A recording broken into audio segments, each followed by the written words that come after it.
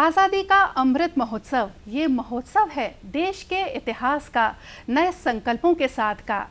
नई सुबह के नए गगन में आओ हम सब मिलकर शीश झुकाएं और अपने भारत को नई ऊंचाइयों तक पहुंचाएं। नमस्कार दर्शकों, मैं मोनिका शर्मा आप सभी का बहुत बहुत स्वागत करती हूं इस बेहद ही खास कार्यक्रम में। साथियों, किसी भी देश का इतिहास उज्जवल होता है और उस देश के भविष्य का कारण बनता है, उस देश के भविष्य का स्तंभ बनता है। आज हमारा देश आज़ादी का अमृत महोत्सव की तैयारियां कर चुका है। इसकी तैयारियों की शुरुआत हो चुकी है।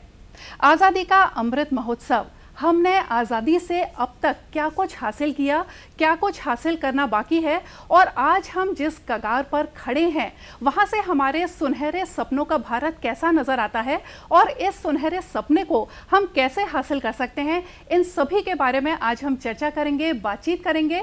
और साथियों, क्योंकि ये बहुत ही खास कार्यक्रम है, खास अवसर है, इसीलिए लिहाजा हमारे जो मेहमान हैं वो भी बहुत ही खास हैं, जो कि परिचय के मोहताज बिल्कुल भी नहीं है। आप हैं हमारे प्रदेश के पूर्व मुख्यमंत्री, बहुत ही चहेते डॉक्टर रमन सिंह, जो कि भारतीय जनता पार्टी के राष्ट्रीय उपाध्यक्ष भी हैं। डॉक्टर साहब, आपका बहुत बहुत स्वागत है हमारे कार्यक्रम में। डॉक्टर साहब, जैसा कि मैं कह रही थी कि जो देश का भविष्य तभी उज्जवल होता है जब वो उसका सुनहरा इतिहास बनता है।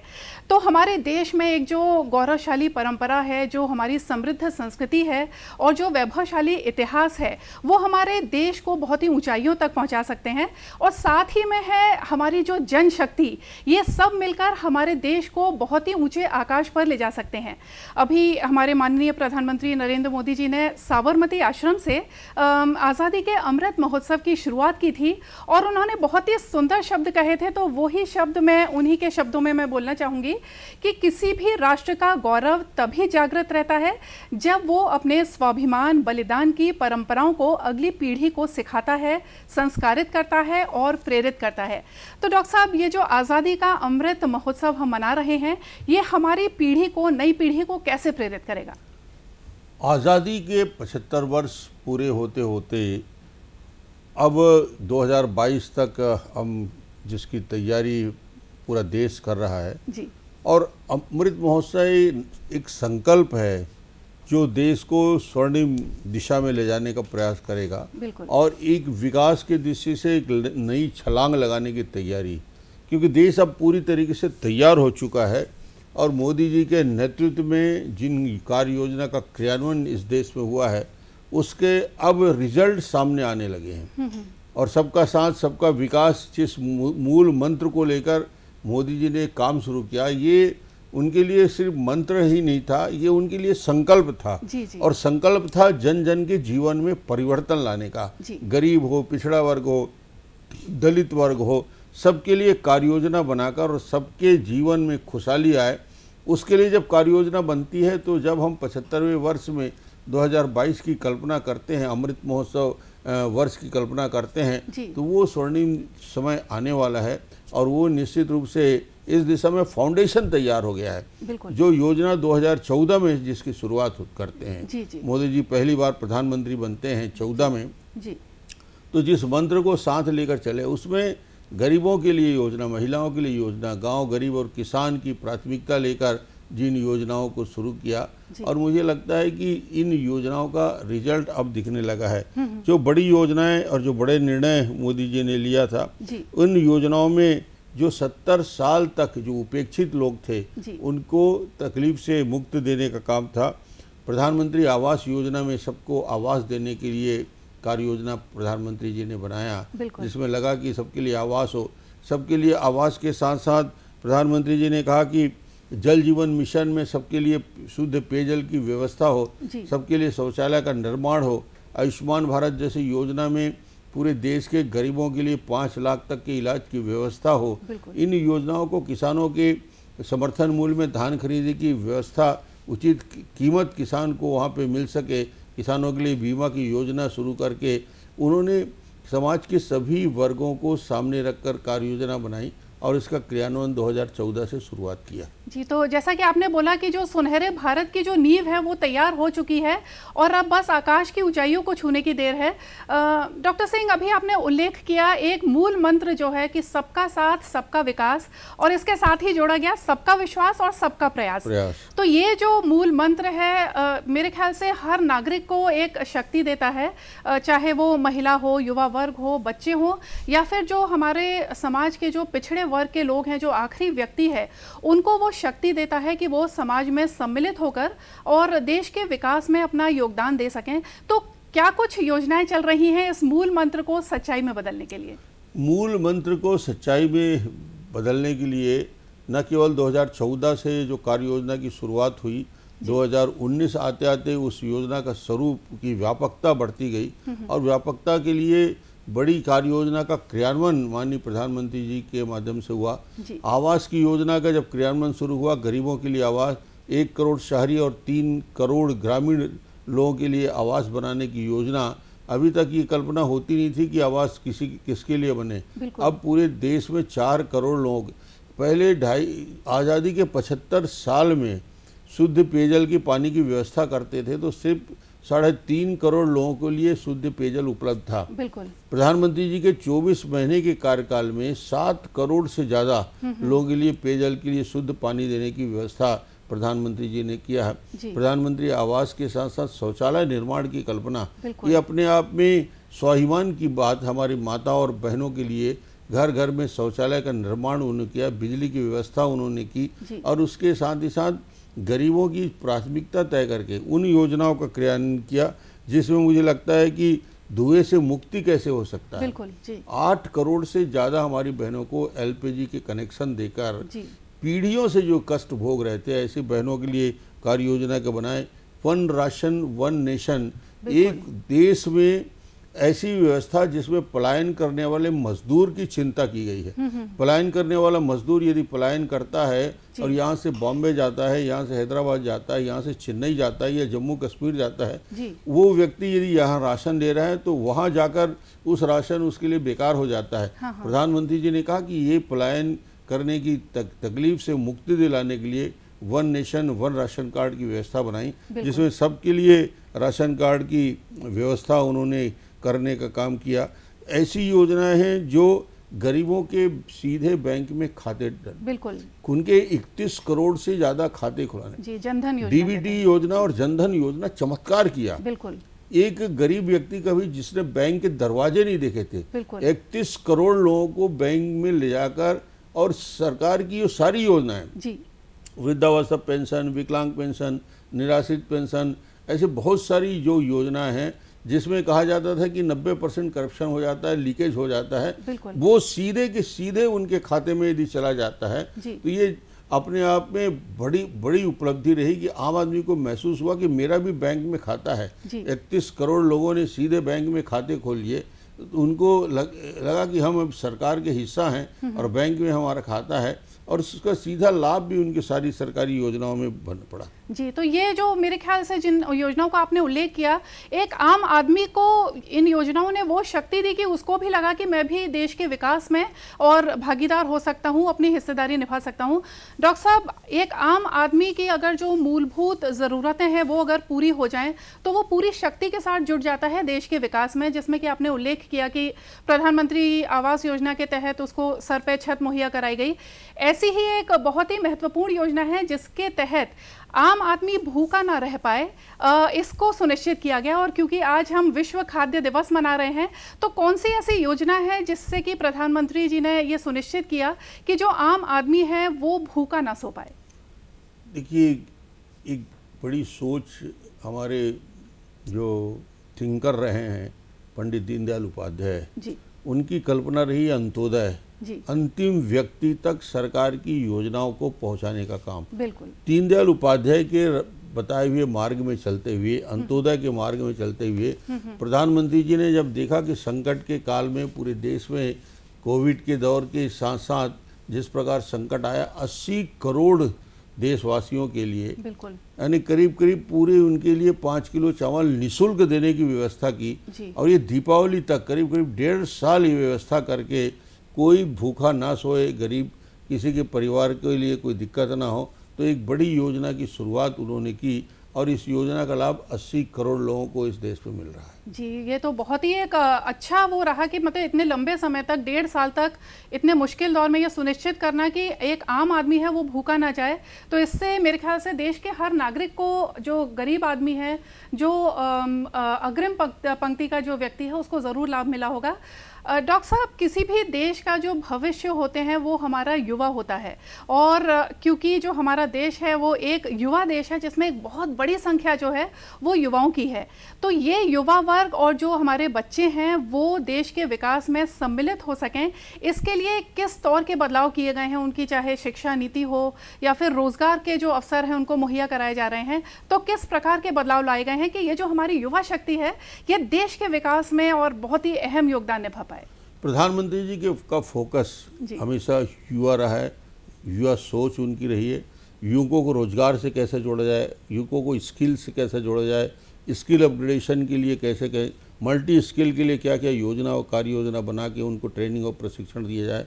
आईटी का यूज़ करके हम कैसे इस नए डिजिटल दौर में, डिजिटल इंडिया में काम कर सकते हैं। स्टार्टअप की योजनाओं में कैसे उनको हम जोड़ा जा सकता है उन युवकों को, और उसके साथ साथ जब युवक तैयार होता है, स्किल प्राप्त कर लेता है, मल्टी स्किल प्राप्त कर लेता है, फिर उसको ये समस्या आती है कि वो बैंक में जाके कर्ज कैसे लें, सबसे बड़ी समस्या। और उन्होंने उसका रास्ता निकाला। मुद्रा योजना के तहत करोड़ों नागरिकों को 4 लाख करोड़ से ज़्यादा के बिना बैंक के कोलेटरल के, बिना किसी गारंटर के सीधे कर्ज देने की योजना उन्होंने जब बनाई, और इस योजना का लाभ मिल रहा है कि ये लोग प्रशिक्षित भी हो रहे हैं, स्किल भी प्राप्त कर रहे हैं, और उसके साथ ही साथ उन्हें रोजगार के लिए बैंक से सीधे सीधे लाभ मिल रहा है। ऐसे करोड़ों, यानी करीब करीब 4 लाख करोड़ के राशि उनको प्राप्त हुआ है। जी, तो मतलब युवाओं को सक्षम बनाया जा रहा है कि ना सिर्फ वो खुद अपने लिए रोजगार के अवसर पैदा करें, बल्कि दूसरों को भी रोजगार दें, और जो एक युवा शक्ति है वो मेरे ख्याल से देश के विकास को एक नए पंख देगी, हमें विश्वास है इन योजनाओं के माध्यम से। देखिए, स्टार्टअप भी इसी का हिस्सा रहा है। बिल्कुल, स्टार्टअप योजना में और पूरे हिंदुस्तान के बच्चों में जो टैलेंट है, जो उनके पास स्किल है, और वो स्टार्टअप में सबसे बड़ी दिक्कत होती है कि स्टार्टअप के लिए फंड की ज़रूरत,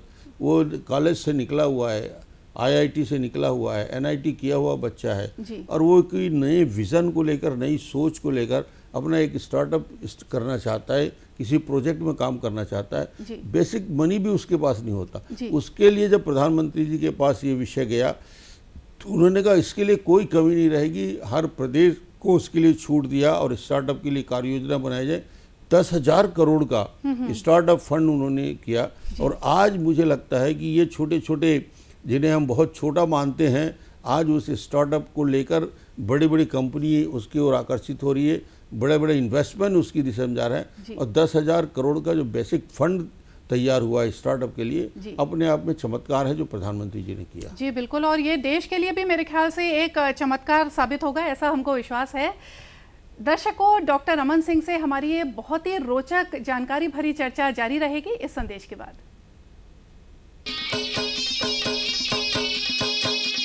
वंदे मातरम, वंदे मातरम, वंदे मातरम, वंदे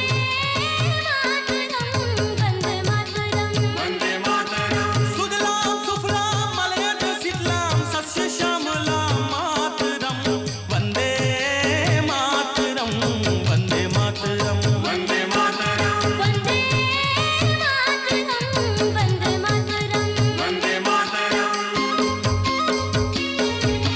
शुभ ज्योत्स्ना पुलकित यामिनीं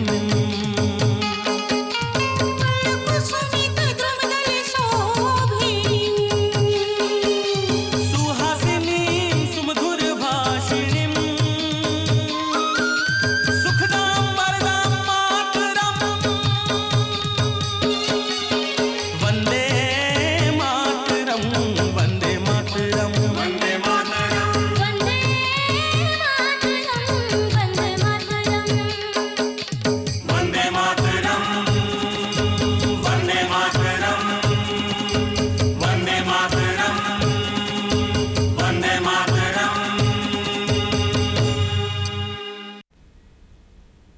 साथियों, एक बार फिर से स्वागत है आप सभी का हमारे कार्यक्रम में, जिसमें हम एक बहुत ही रोचक चर्चा कर रहे हैं माननीय डॉक्टर रमन सिंह जी से, जिसमें हम बात कर रहे हैं कि आज़ादी के अमृत महोत्सव के उपलक्ष्य में क्या क्या योजनाएं हैं जिनसे कि हमारा देश जो है एक ऊंची उड़ान भर रहा है विकास की तरफ और सुनहरे भविष्य की तरफ।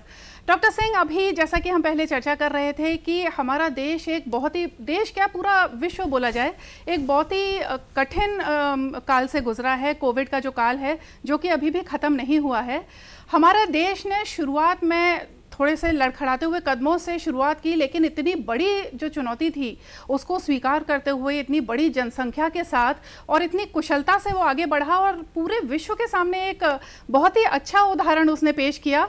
और ना सिर्फ अपनी जनता को उसने सुरक्षित रखा बल्कि पूरे विश्व को, समूचे विश्व में वैक्सीन डिप्लोमेसी के तहत जो वैक्सीनेशंस पहुंचाए हैं हमारे देश ने, तो वाकई में विश्व में वो पूरा छा गया है माननीय प्रधानमंत्री जी के नेतृत्व में। कोविड का ये काल कितना मुश्किल भरा रहा, क्योंकि बहुत बड़ी चुनौती रही होगी इतनी बड़ी आबादी को वैक्सीनेट करना, उसको संभालना और उसको जो मेडिकल की सुविधाएं हैं वो मुहैया कराना। बिल्कुल ठीक कहा आपने कि नेतृत्व की परीक्षा कठिन समय में होती है। जी बिल्कुल। मोदी जी के अंदर दूरदर्शिता है, दृढ़ विश्वास है, लगन से काम करने की क्षमता है, मगर इतनी बड़ी चुनौती जब सामने आई तो सभी को लगा कि अब मोदी जी असफल हो जाएंगे और घबरा जाएंगे, परेशान हो जाएंगे, क्योंकि दुनिया के बड़े देश जी, अमेरिका से लेकर यूरोप के सारे देशों में परेशानी थी। हाँ। उनकी इकोनॉमी पूरी बैठ रही थी, उनकी अर्थव्यवस्था बैठ रही थी और वो समझ नहीं पा रहे थे कि इसका इलाज और इसका उपाय क्या हो सकता है। मोदी जी ने पूरे धैर्य के साथ, वैज्ञानिकों को साथ लेकर, हिंदुस्तान के बाकी लोगों को विश्वास में लेकर, जब हमारे पास ना हॉस्पिटल में बेड थे, ना हमारे पास वेंटिलेटर की व्यवस्था थी, ऑक्सीजन की इस देश में कमी थी, वैक्सीन तब तक बना हुआ नहीं था, हॉस्पिटल की व्यवस्था पूरे रिमोट एरिया में बहुत कठिन थी। इन चुनौती को सामना करते हुए मोदी जी ने बहुत ही धैर्य से काम लिया और एक एक करके एक एक समस्या का निराकरण करने का काम जो शुरू किया। और आज हम जब इस चुनौती को वापस पलट के देखते हैं तो पूरा देश जब पीड़ित था, उस पीड़ित देश में लोगों की इकोनॉमी भी बैठ रही थी, अर्थव्यवस्था भी बैठ रही थी। 20 लाख करोड़ का आर्थिक पैकेज देकर पहले इकोनॉमी को भी संभालने का काम किया ताकि देश की पूरी अर्थव्यवस्था बैठ न जाए। और कोविड के इसके लिए जो कार्य योजना उन्होंने बनाई, उस कार्य योजना का नतीजा ये निकला कि वैज्ञानिकों को विश्वास में लेके एक नहीं दो वैक्सीन हिंदुस्तान ने तैयार किया और ये देश के लिए चमत्कार, दुनिया के लिए चमत्कार था।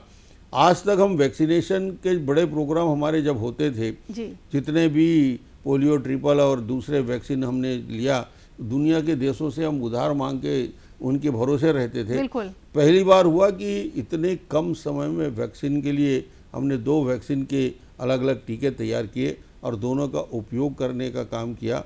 और उसके साथ ही साथ इन सारी व्यवस्था में अच्छे पूरे हॉस्पिटल को ऑक्सीजन की सप्लाई के लिए न केवल ज़मीन से, आसमान से, रेल से, हर प्रकार की सुविधा करके हर हॉस्पिटल तक ऑक्सीजन पहुंचाने का काम किया, वैक्सीन पहुंचाने का काम, मेडिसिन हर घर तक, हर व्यक्ति तक पहुंचे, उसके लिए पूरी टीम को, पूरे देश को उन्होंने अपील किया और झोंक दिया इस काम में सबको लगना है।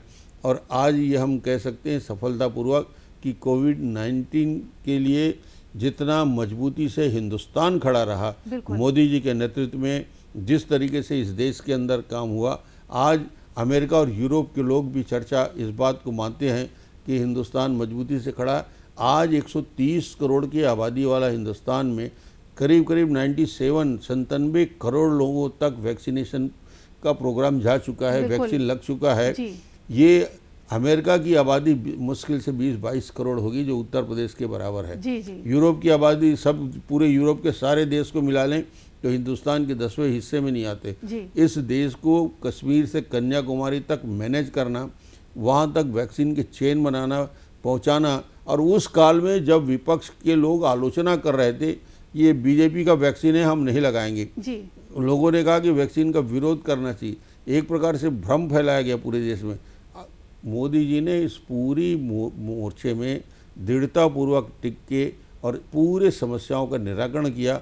और आज हम कह सकते हैं कि हिंदुस्तान में एक उदाहरण पेश किया मोदी जी ने कि कैसे जो आपदा आती है आपदा को किस प्रकार अवसर में बदला जा सकता है। जी जी तो ये ताकत मोदी जी में है कि कठिन परेशानी के आपदा को अवसर में बदला जा सकता है जी। और अवसर में बदलकर आज देश को फिर से मजबूती से खड़ा करने का काम मोदी जी ने किया है।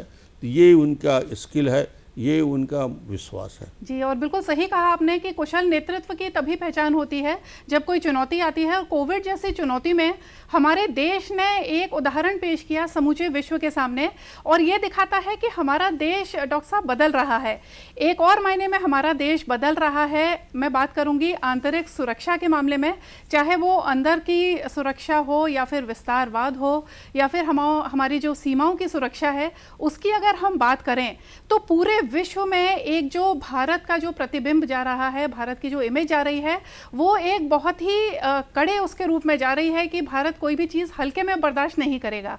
तो ये कैसे संभव हो पाया, किन योजनाओं के माध्यम से ये संभव हो पाया? प्रधानमंत्री मोदी जी प्रधानमंत्री बनने के पहले सार्वजनिक रूप से इस बात को कहा करते थे जी कि हिंदुस्तान 130 करोड़ लोगों का देश है, बिल्कुल, और इसके अंदर जो आत्मविश्वास है, यहाँ की आबादी है, यहाँ के लोग हैं, यहाँ की परंपरा है, और इस 130 करोड़ लोगों के स्वाभिमान की रक्षा करना किसी भी प्रधानमंत्री की जवाबदारी है। और हम हिंदुस्तान एक ऐसा देश है जो ना आँख झुका के बात करेगा, जी ना आँख उठा के बात करेगा, आँख से आँख मिला के बात जी, करेगा। वाह, और न केवल आँख से आँख मिला के बात किया, बल्कि पाकिस्तान के नापाक हरकतों को मुकाबला करने की ताकत उसी आँख से आँख मिलाकर दिया। जी सर्जिकल स्ट्राइक की याद करिए, बिल्कुल, किस तरीके से सर्जिकल स्ट्राइक हुआ।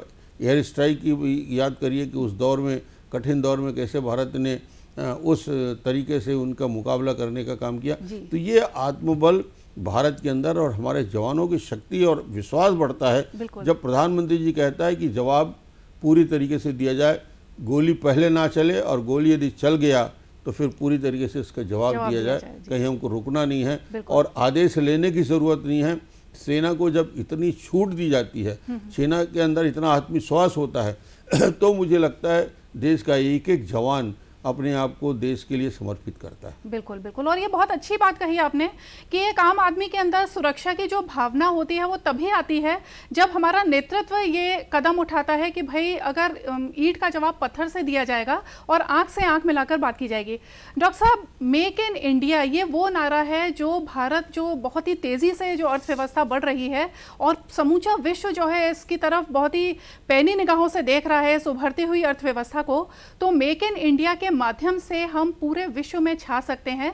आर्थिक अर्थव्यवस्था की बात करें तो क्या कुछ नीतियों में बदलाव किए जा रहे हैं, चाहे वो आर्थिक नीतियां हो या फिर मैन्युफैक्चरिंग यूनिट से जुड़ी नीतियां हो, तो क्या कुछ ऐसी योजनाएं बनाई जा रही हैं, क्या कुछ बदलाव किए जा रहे हैं कि जो तेजी से उभरती हुई जो अर्थव्यवस्था है वो विश्व में सबसे बड़ी अर्थव्यवस्था बन जाए?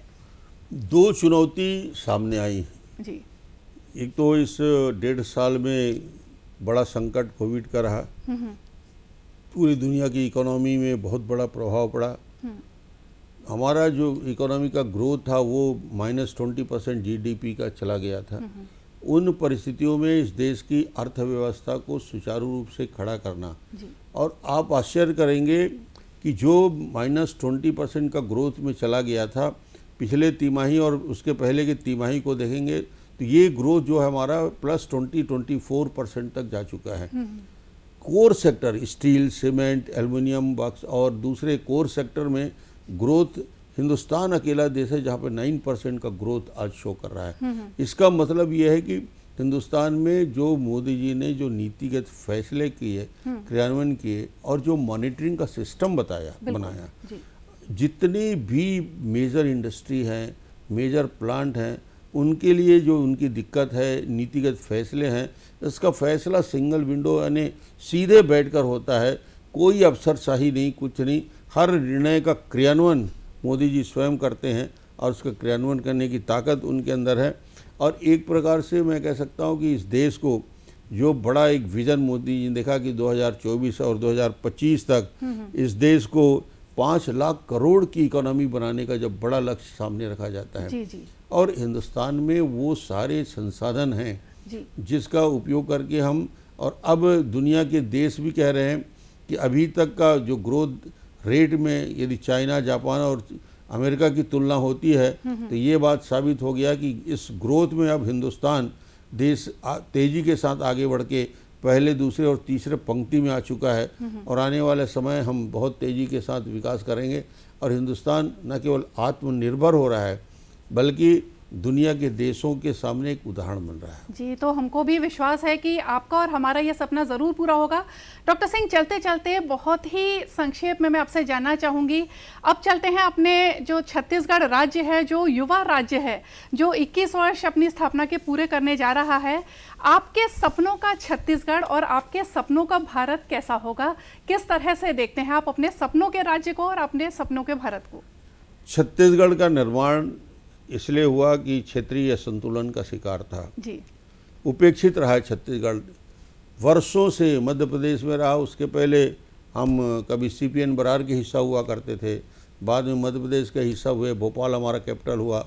इतने दूर होने की वजह से इंफ्रास्ट्रक्चर हमारे हिंदुस्तान में सबसे पूरेस्ट इंफ्रास्ट्रक्चर, सड़क नहीं, पुल नहीं, स्कूल नहीं, अस्पताल नहीं, बाकी विषय में बहुत कमजोरियाँ थी। इसकी वजह से छत्तीसगढ़ बना और सबसे बड़ी तकलीफ थी, पलायन की पीड़ा थी छत्तीसगढ़ को। लाखों लोग पलायन करने जाते थे, रोजगार के अवसर नहीं थे। हम लोगों ने कार्य योजना बनाई और गांव, गरीब और किसान, इन प्राथमिकता को लेकर छत्तीसगढ़ में 2003 से जब शुरुआत होती है भारतीय जनता पार्टी के शासन, हमने कहा यदि गांव में हमारे पास यदि अनाज का अकूत भंडार पड़ा है जी, उसके बाद भी मेरा गांव का गरीब व्यक्ति यदि भूखा सोता है, बच्चा यदि भूखा सोता है तो उसकी माँ रात भर सो नहीं पाती। तो उसके लिए कार्य योजना, तो हमने सबसे पहले मुख्यमंत्री खाद्यान्न सुरक्षा योजना में 58 लाख परिवार के लिए 1 रुपये किलो चावल की योजना शुरू की। इससे उनके अंदर एक विश्वास जागृत हुआ कि अब खाने के लिए चिंता नहीं रहेगी, भूख से कोई मरेगा नहीं और पलायन करने की ज़रूरत नहीं है। जब छत्तीसगढ़ में 1 रुपये किलो चावल मिल रहा है तो बाहर जाके 30 रुपये किलो चावल कौन खरीदेगा? तो एक विश्वास उनके आया।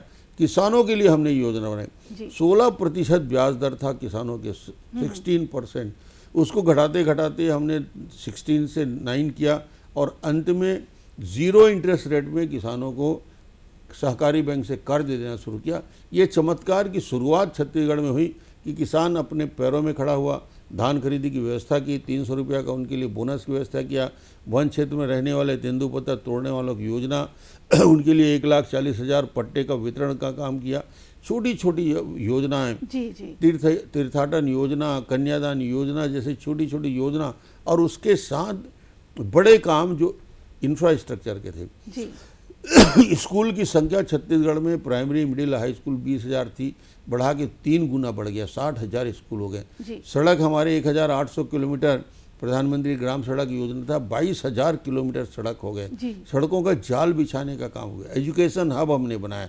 बस्तर और सरगुजा में आप जाके देखेंगे चिकित्सा और शिक्षा की व्यवस्था को, कैसे वहाँ पे हमने स्किल अपग्रेडेशन के लिए काम किया, कैसे एजुकेशन हब का निर्माण किया, किस प्रकार लोगों को रोजगार से जोड़ने के लिए प्रशिक्षण की व्यवस्था की। मेडिकल कॉलेज छत्तीसगढ़ में 10 हो गए, IIT आ गया, IIM आ गया, NIT आ गया, नेशनल लॉ यूनिवर्सिटी आ गए। एजुकेशन हब छत्तीसगढ़ को बनाने की कल्पना और सोच थी, उस सोच को हमने किया। 100 मेडिकल कॉलेज सीट से 1100 मेडिकल कॉलेज की सीट में ले जाकर हमने किया। छत्तीसगढ़ में 50,000 पंप कनेक्शन थे, 5 लाख पंप कनेक्शन ला के हमने रोका। जी। तो ये छोटे छोटे कदम डॉक्टर सिंह, इन्होंने छत्तीसगढ़ के आम आदमी को इतना सशक्त बना दिया कि अब छत्तीसगढ़ और साथ ही हमारा देश जो है वो बहुत ऊंची उड़ानें भर रहा है, विकास की नई ऊंचाइयों को छू रहा है। डॉक्टर सिंह, आपने इतने कम समय में बहुमूल्य अपना समय निकाला और हमारी जनता को इतने अच्छे से समझाया कि कैसे योजनाओं के माध्यम से हम पंख लगाकर उड़ रहे हैं और नए आसमानों को छू रहे हैं। इसके लिए आपका बहुत बहुत धन्यवाद। Thank you. तो साथियों, देखा आपने कि कैसे हम संकल्प लेकर अपने भारत को नई ऊंचाइयों तक पहुंचा सकते हैं। उम्मीद है कि आज का हमारा ये कार्यक्रम आपको ज़रूर पसंद आया होगा। इसी के साथ हमको दीजिए इजाज़त। नमस्कार।